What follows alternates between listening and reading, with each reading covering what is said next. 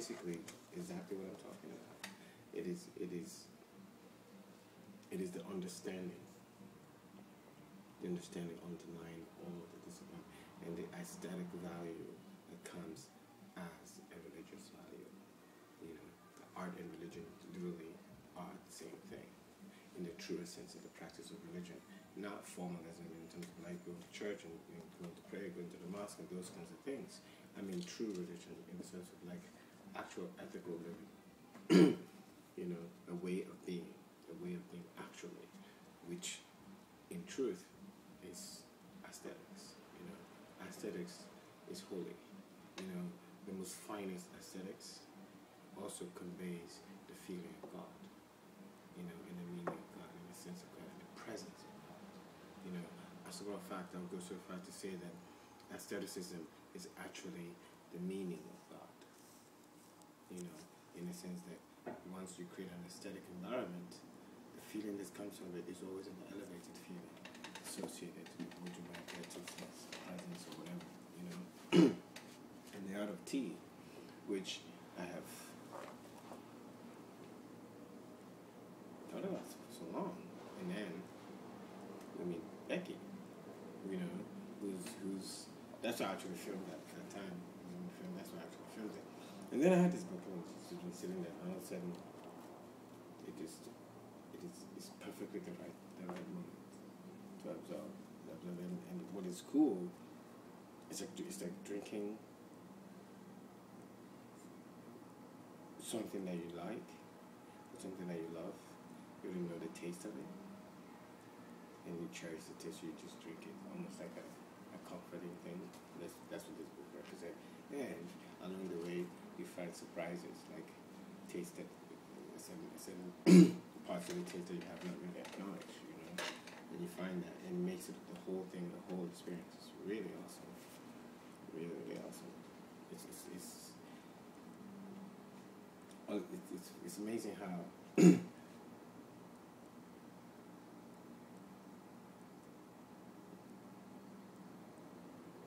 you know, when you learn, you have to keep learning the same things over and over again, different stages. You have to keep learning it over and over and over again. Then one day, the same things that you've been learning over and over, all of a sudden they showed you something entirely different, entirely with new sound, new sense, new way. Wow. And an inner meaning burst out of it. You know, and then you realize why some people are so attached to it. Because sometimes, you know, people are attached to things, you're like, what? Okay, yeah, really.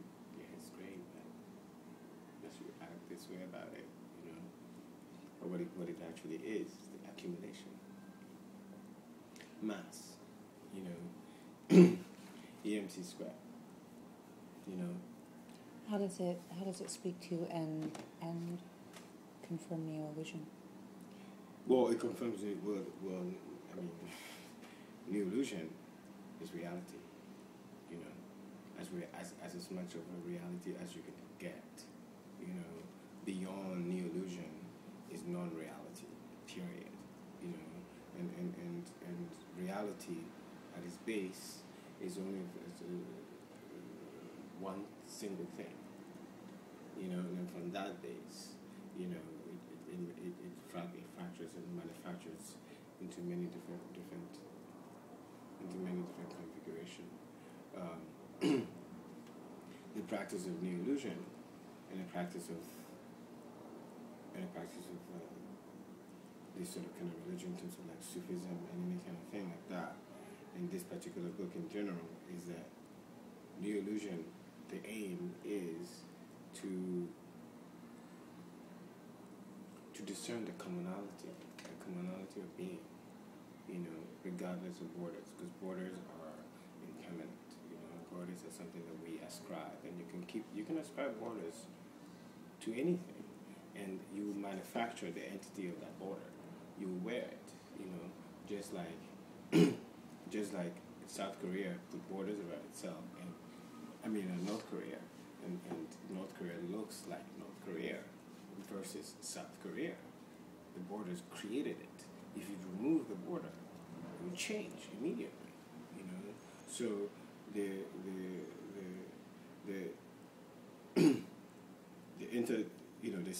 Neoillusion, the stages, and then their interpenetration with each other, and then the actual reality of the thing itself is its aim, you know, and the aim is the one thing only.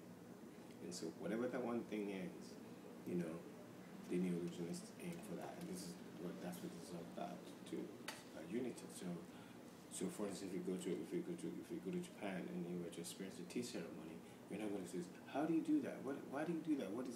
You may not know anything about it, but the moment that you sit down and you experience the form, you know everything about it. You know, because you're in tune with the quality of it. You're in tune with the sense. So everything about it becomes another dimension of meaning. You can read every single gesture, you know, and then what happens is that your understanding of the oneness or the essential things becomes deployed towards a more fuller understanding, you know, so that the T elevates, you know, and then you could go somewhere else in something along the same way as T, in another way of manifestation, and you could go there to keep growing, you know. And the whole goal is to touch the oneness, meaning that, and the oneness really, you know, words like paradise and things like that, which in themselves are veils that holds us in different realms, in different places, in different configuration, because we in ourselves have been polluted by corrupted ideas about these things. So we picture, when we hear the words, we picture false images about it, you know. So Well, in a way, isn't that words becoming orders? yes. Manufacturing an idea about an essence. So that if you were to go to a Japanese tea ceremony and start asking questions like, why are you doing that? Right. Then you would create a border and a barrier in essence. So you would be removing yourself back behind the question, moving yourself away from the essence of what was happening, limiting your understanding. Limiting your understanding in the idea of the full participation in the present of that thing itself, because tea, as far as I understand it, the philosophy of tea is openness. You know, everyone is lowered at the same level, which is exactly the very act of the tea itself, opening in the water. Absolutely, and exactly, and the opening and equalizing everyone in that state. I think this is done, but I think one strap's way longer. So can we try putting it on first? But I think something's off. Yeah, I think you're definitely right on that. Maybe can you shorten this one? You know what? Why don't you put it on for me? Which way is front? This way. Okay.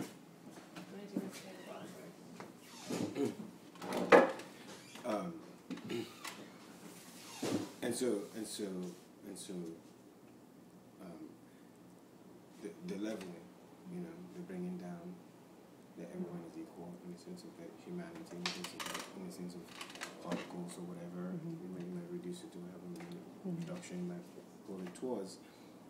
This idea, which is embedded in almost every religion, you know, with wearing the same uniform, the same, you know, shaving heads, you know, bringing everyone under the same umbrella of sameness. You know, even though there may be hierarchy in that form and that religion or whatever, the main form of the religion is to bring everybody on that sameness, in the sense T is the same. Well, this very idea is the very foundational idea of Islam. You know, it's a foundational idea. I mean, a lot of Muslims and Muslim countries have moved far away from this idea in many ways. In so many ways, it's appalling that they even call themselves Muslims. You know, but the very idea of standing together. You know, standing together is humanity. You know, it doesn't matter where you come from. It doesn't matter who you are. It doesn't matter what station in life you are in. You know, everything is a contribution to the expression of the moment. Everything. a contribution to the expression of his face, as the saying goes. And in Neoillusion, the main goal is total amplification of the face, the registration and amplification of that face, in every work that is created by an illusionist. So I think that one, that needs to get shorter.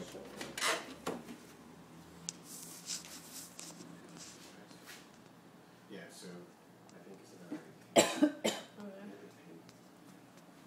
There's some of they're just not the ones that are black on the end.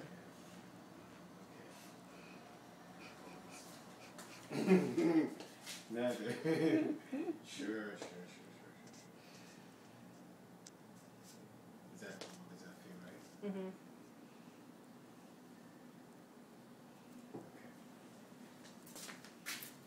Yeah. Awesome. Wow. With that socks. Totally. That's so perfect. Look at that. Love it. That's so cool. That's awesome. I love it. Today I was working and I'm thinking, okay, I don't need to be afraid of anything because Nico can figure it out. No, seriously though, I completely, I had a total peace. I'm like, yes, I'm just going to just do it. And you know it's funny, when I handed her the long red jacket to do the learning for, she goes, and I was like, what? You can do anything, Nicole. Did I tell you I brought him, because of this little piece here, I brought him this scrap that was like 2 threads holding it falling apart. I swear. I was like, should I save this to make a mess out of, or can I throw this one away? When I was doing that, I thought about it. It's so weird. Well, here's your little teeny tiny I know. piece. But it makes a huge difference. I know, It makes the makes dress. it, exactly what it is. It's exactly what it's beautiful. Thank you very That's much. great. Yeah, Thank you. glad you're happy. Yeah, Totally. it's beautiful. It looks awesome on you. It does. How does it feel? Me personally, this line drives me crazy. I don't like feeling that against my butt. Why? It's like When a you lump, sit down? and it's like, it feels like your underwear was sliding halfway down your butt, and like you just want to get it off, You know what I mean? Yeah. That's just what it feels like to me. Like I want to pull my underwear off. And make sure I love your ass. That's what it is. Yeah, That's And make that's sure what I was your ass. asking because It's like you have an ass. It's like don't forget you have an ass. Don't forget you have an ass. Don't forget. Every time you take a step. I like feeling things like that. Right? Yeah. No, Personally, yeah, Like, personally I'm I do. sitting on that lump, and I just don't feel it, but it's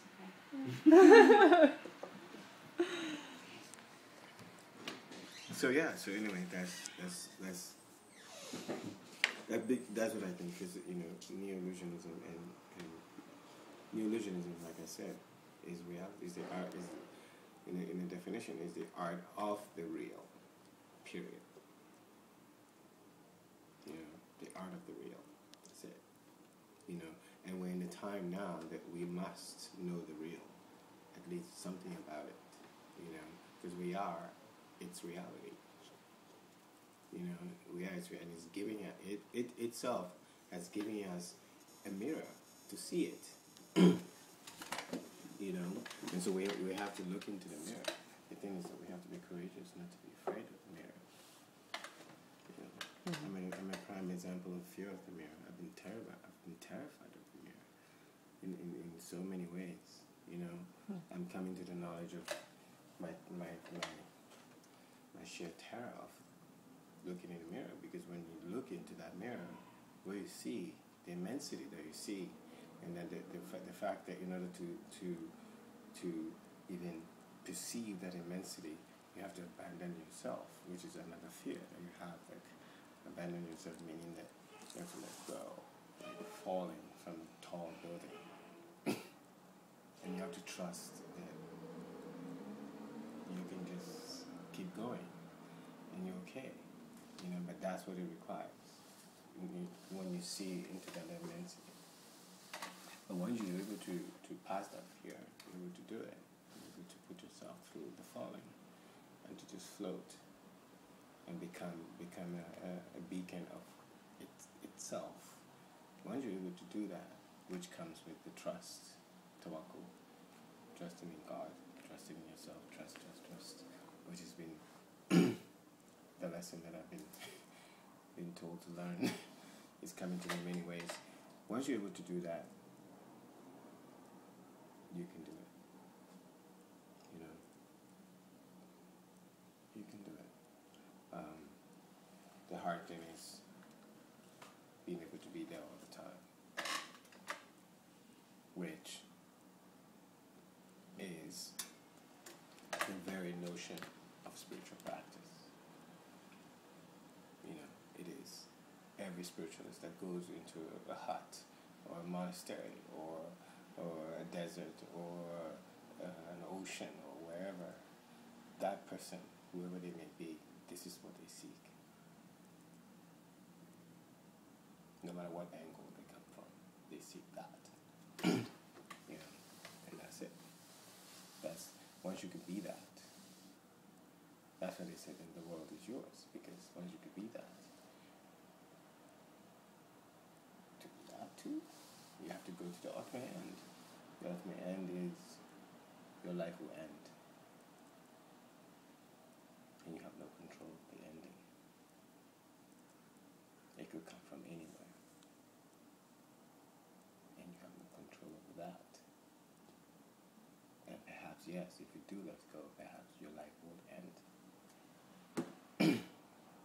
But you have to be willing to let that go, which is the ultimate letting go, and is also the ultimate terror of us all. Yeah. So you could say that Neoillusionism and its practice is terrifying, but it's what must be done if we want to know anything about reality itself, not as a carcass to be dissected and then rebuild into some sort of like a facsimile of itself, but